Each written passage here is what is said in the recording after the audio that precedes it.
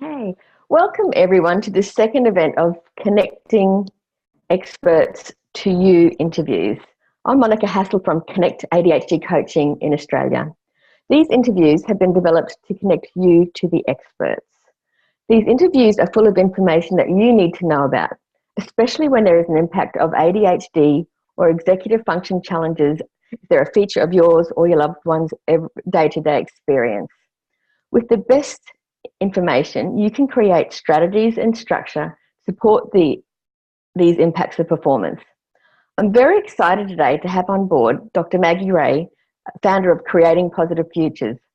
Maggie provides success coaching skills and mentoring for teens and young adults. Today I'm interviewing Maggie about coaching children and teens specifically with ADHD challenges. Maggie is the brain behind some excellent online educational events and has a fascinating academic background herself, ranging from astrophysics to studying animal intelligence.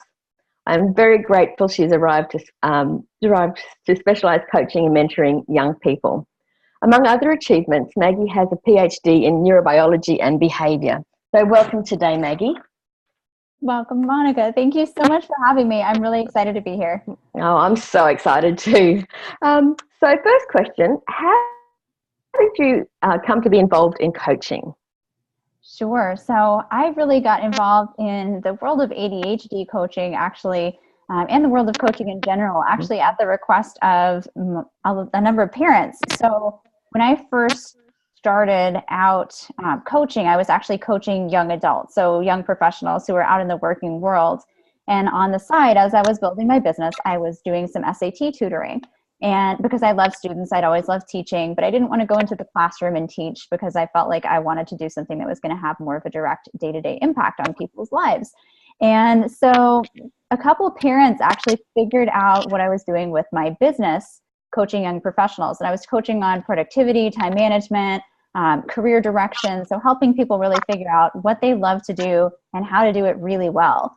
And so a couple of parents actually got together with me. They asked, could we please get together for coffee? It was kind of mysterious. And so I went to this meeting. Wow. And they basically said, look, we think what you're doing in your business is great, but we think you should be doing it with students instead, because our daughters both really love you and they really need what you're talking about. Like, you're great at SATs and everything, but what they really need help with is getting organized and managing their time and figuring out what they want to do in their career. And nobody's doing that for teenagers. And have you ever thought about that?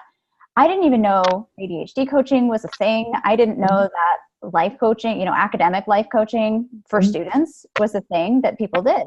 And they kind of prompted me and sent me off on this journey to find out, how would I go about helping students with these things? Because I love working with kids, and it never occurred to me to put coaching and students together. But as soon as they kind of put those two and two together for me, I realized, and the light went on, that of course this is absolutely what I should be doing. I've been a student my whole life. I love working with students. They kind of bring me alive, and it's the most fun I ever have is when I'm in the room with them. So of course. What a fantastic story. Bringing that up, because I didn't see it. Sometimes it's the people, who are doing it, we don't see our own blind spots. And that's so correct. From outside can see them. So I'm so grateful to them for pointing that out. I'm sure the coaching world is grateful too. So, how would you describe your practice? Sure. So I really specialize in helping students of all ages, but typically middle school, high school, and college, in helping them really figure out the mindset that they need to be successful as a student and the habits, the organizational, time management, and study habits that they need to set them up for success and help them thrive at school. Because I really feel like every student has the ability to be successful if they have the right tools and the right habits and the right mindset in place. So it's kind of helping them believe in themselves again, because I feel like a lot of times we're not ever taught how to be good at school. Like, it's learning how to learn. Like, when have we ever had a class on how our brain works and how we think and how we learn? And that notion of habits is so important. And I think one of the best points I took away from one of your talks was that habits are actually more important than IQ. Yes. And that is such a powerful point. I think it's a very empowering point, because when students understand that their habits have more of an impact than how smart or not smart they are, that's something that's totally in your control. You might not feel like you're a math person, which that's a little bit of a myth as well we could get into, but you might not feel like you're a math person, but if your habits are more powerful than your IQ, then that's in your control to change. It's setting up for success. Which is very cool. And what do you think the benefits of specialized coaching are for ADHD clients? Well, I think coaching in general is something that really helps build self-awareness, and it helps build problem-solving skills. It helps build your ability to plan ahead, to project out into the future, to think about your goals and how you're going to get there. And for ADHD clients in particular, that's something that's not an inherent strength. That's something that they really would benefit from developing and getting better at. And I think coaching really helps create and make those connections where they can start to kind of have that voice in their head a little bit. Some of my students will come back and they'll say, well, if I'm in a situation, I'll think, well, what would Maggie say? Or what would Maggie say that I should do?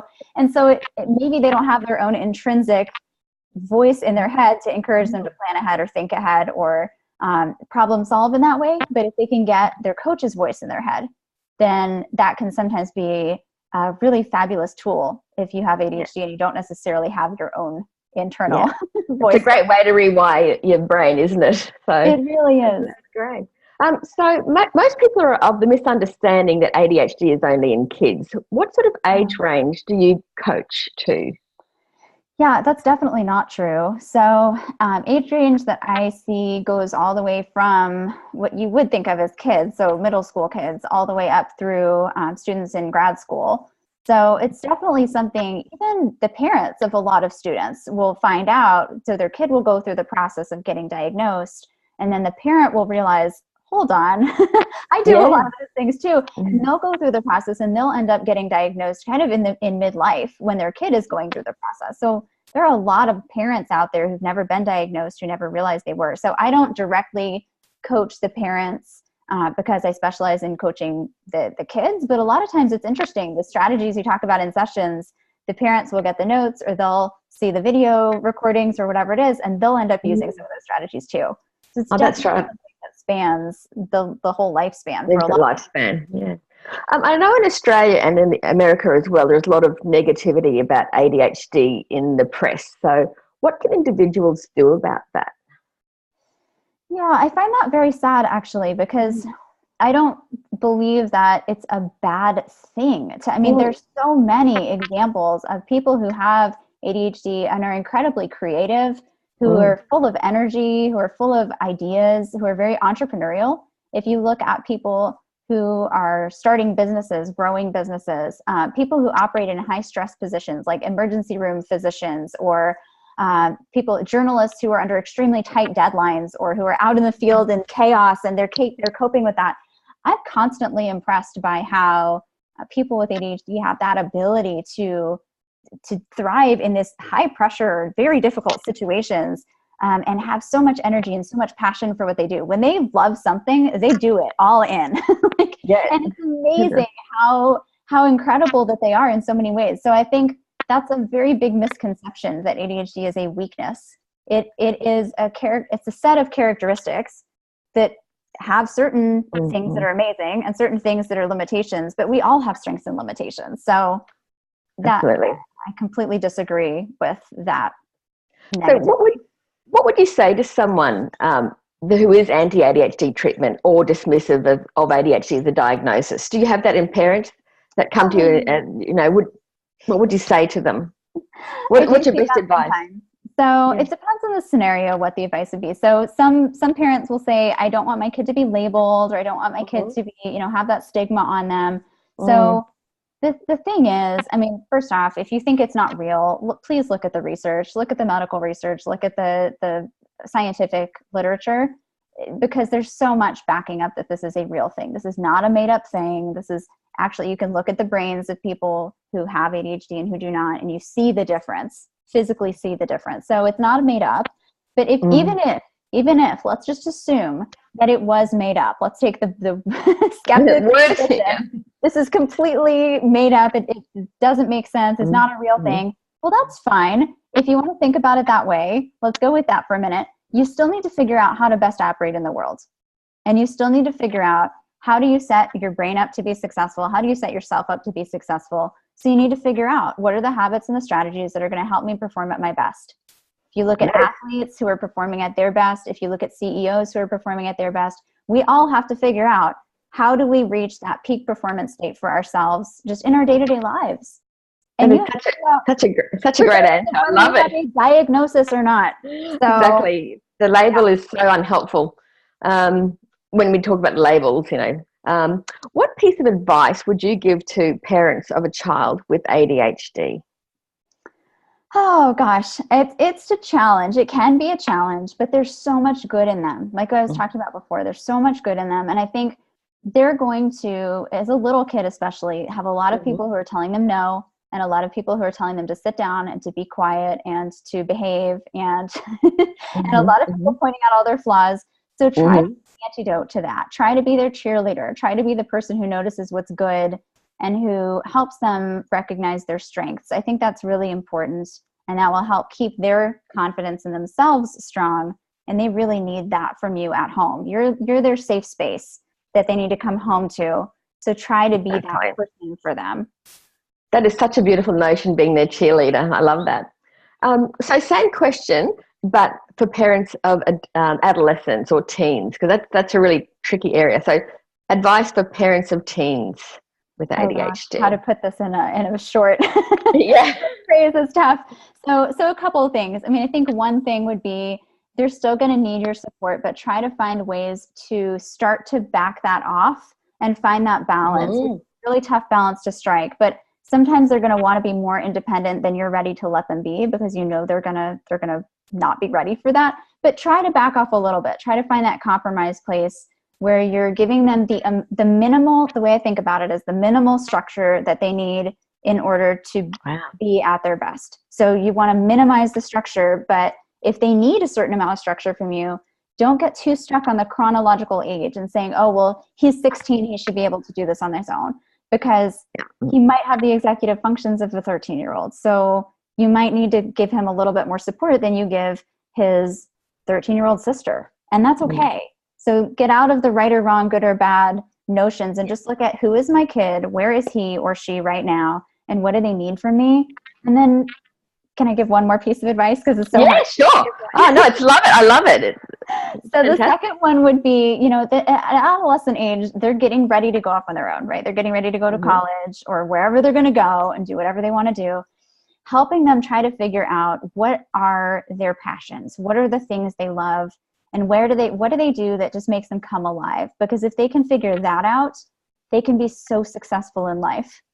And if they don't figure that out, they can really implode and self-destruct. So really trying to find that thing that they love, even if you have to push them a little bit to get them out the door to engage in those experiences, but trying to figure out what they love and help them get involved. Like, I know they can't get a job right now at like a full-time job as a profession, but they can intern, they can volunteer, they can get part-time work, they can shadow people, they can take classes. There are all sorts of programs, and they may be different in Australia, but work study programs, or programs where you can get an internship over the summer, or even take a class at college, even when you're a high school student. So just getting them, challenging them, like keeping them challenged and engaged, stuff that they love. And that's going to be so invaluable, because those strengths will keep them sane. That is fantastic advice. What is one of the most effective strategies you've used to share or support to empower your clients? And I know that coaching is about getting the clients to develop their own solutions, but what's that sort of, have you got, a gem that normally helps, get people over that hump? Gosh, it depends so much on the challenge. But one of the things that I like to help students understand is about procrastination. I see a lot of students who procrastinate a lot of adults, all of us really. And one thing that I found that is helpful for them to understand is that self-forgiveness, when you forgive yourself for messing up, actually reduces the chance that you're going to repeat that mistake. And a lot of kids don't get that. They think that if I beat myself up, if I tell myself that was so bad, that was so wrong, I can never do that again, that's going to help them get back on track. It actually makes it worse. And they've studied this in students and looked at kids who procrastinate on midterm 1 And then what happens on midterm 2, if they're really tough on themselves or if they're kind and they forgive themselves, the kids who forgive themselves procrastinate less on the second midterm. Oh, that is fantastic. It's Great something notion. for parents to understand too, because a lot of times parents will come in and be that voice that is not super forgiving. That's a little bit like, you did this last time. You better not repeat this mistake again. I don't want to see you mess up again. So just really being aware of, okay, am I modeling the voice of self-forgiveness? And self-forgiveness is not the same as letting yourself off the hook. No. Right? That's self-forgiveness is understanding I had a tough time doing this before, and we all mess up and we all make mistakes. So I'm going to do this better now that I know the best way to approach it. That's what self-forgiveness sounds like. Not like this was no big deal, who cares, whatever. That's not the same thing. And an element of mindfulness comes into that as well. It does. I would imagine. Yeah. So what has been your greatest coaching moment, that moment, or one of them anyway? You probably had many, but that real goosebump moment. Oh, my favorite is when I work with a student on a concept, kind of like the self-forgiveness one. That was one that a student said this to me about recently. And then also a lot when we're teaching about like the growth mindset or just helping students understand how learning works, things that they're not really getting in school. And when they say to me, why don't they teach us this in school? If I had known this like 5 years ago, my life would have been so much easier. That's my goosebump moment. That's when I feel like, okay, this matters. They've now got this as a part of them, and it's made an impact. And you're right. Why don't they teach this in schools? They should, but you're learning it now, and now you know it, and now it can change your life. So that's my favorite. Oh, it's fantastic. So who inspires you? Oh, that's tough because there's so many amazing people in the world. But I actually think I feel like my students inspire me. I feel like their hard work and their efforts to get better and their perseverance, like when they don't give up and they just keep trying, even when it's hard, that inspires me to be my best and to keep trying hard when things are tough for me. So I think they inspire me every day, actually. Oh, that's beautiful. Do you have a personal motto or a mantra that you live by? I was thinking about this actually, if I have one. And I think there are a lot of them actually, because I'm a big quote person and I love quotes. Me too. One of my favorites, it's super hard for me to pick, but one of my favorites that I've loved for forever, I was trying to think about what did I love when I was a student? What did I love when I was in high school?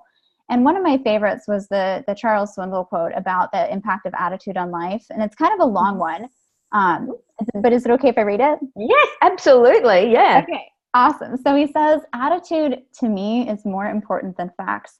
It's more important than failures, than successes, than what other people think or say or do. And the most remarkable thing is that we have a choice every day regarding the attitude that we will embrace for that day. We cannot change the inevitable. The only thing we can do is play on the one string we have, and that is our attitude. Oh, that is a really beautiful piece. I have to go back and listen to that a few times. And who did you say was the author of that? It's Charles Swindoll. Charles Swindoll. Okay. Yeah. And I just love it because it's just everything that's happening in life, right? You can't. There's so much that's outside of your control. And especially for a lot of students, there's so much in your life. I mean, your parents control so much about your life. Your teachers control so much about your life.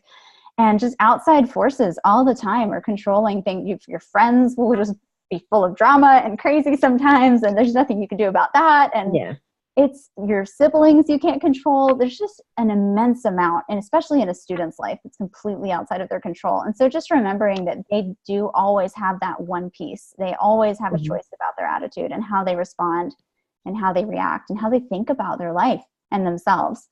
That's huge. Yeah, attitude is something that you carry with you, and that people can generally see that. So, I love that. My favorite mantra is, in the midst of chaos, there is also opportunity. Oh, I love that one too. Yeah. It's so great to know that even when things are down, there is definitely a way out. And I think attitude really underpins that as well. That attitude of, this is terrible, which it may be, but being able to, focus it or harness that attitude to see the direction moving forward. Yeah, I love that because I think you're right. Combine those two, right? And then that right attitude, you can see that chaos as a gift and as an opportunity to have an insight you maybe never would have had if things had stayed on a linear path. Yeah. I like it when life stays interesting anyway. So What would you like to tell us about the courses that you run for your students? Do you want to quickly tell us what you do with that? Sure. So, and I do have a few different ways that I work with kids. So I do work one-on-one with students and coach them individually. And then I also run some online courses. So I have some paid programs that I do for my students where we run through some basics on how to do, basically how to do school more effectively, right? How to manage your time, how to stay organized, how to study, and all those bits and pieces that I feel like never really are taught to students, but that make a big difference in their success. So I teach that online, and then I also do a number of webinars throughout the year, and I do a free interview series over the summer for parents. So it would be over, I guess, the winter year time, where I bring on 20 plus experts and interview them about how to help set your teenagers up for success. So that's the Unstoppable Teens interview series, and I do that every year as well. So that's brilliant too. I've seen that. It's fantastic. So what is your key message to people living with ADHD? Well, I guess the biggest one, and I've kind of mentioned this before, but kind of overall, it's looking for those strengths. So what are you amazing at? What do you excel at? Where are you brilliant and amazing? Because what happens typically with change is a lot of times when we're trying to change, we look at all of our problems and all of our flaws and all of our faults, and then we try to fix them. But what works better is to look for, if you've heard the idea of bright spots, look for the bright spots, look for the places where you're excelling, or where someone else is excelling, or where you've excelled in the past, and try to find those places of excellence and then try to model that excellence in other areas. How could I shift this other area of my life to make it more like that area where I've excelled? And so if you can do that and use your strengths to your advantage, first off, it's a whole lot more fun. And then it's also a whole lot more successful. That's very true. And how can people contact you? So the easiest way would be through my website. So if you go to creatingpositivefutures.com, then you can reach me there. I'm pretty easy to get in touch with. And then obviously by email as well. So Maggie@creatingpositivefutures.com. Oh, thank you so much, Maggie. I was amazed at how easy and how open you were to being contacted and doing this interview today. So I'm so thrilled to be able to share your message. When I saw your webcast, I was just so inspired by you, and the way you were able to communicate those messages is such a gift. And I think the ADHD and student world is very, very lucky to have you. So I will do everything in my power to spread the good word. So well, thank you so much, Monica. And thank you for everything you're doing. It's really wonderful to have someone in Australia doing the kind of work you're doing and getting these messages out there, because it's really important for everyone to hear the types of work you're sharing. So thank you. Big goosebumps. Thanks, Maggie. Thank you, everyone. Bye. Bye.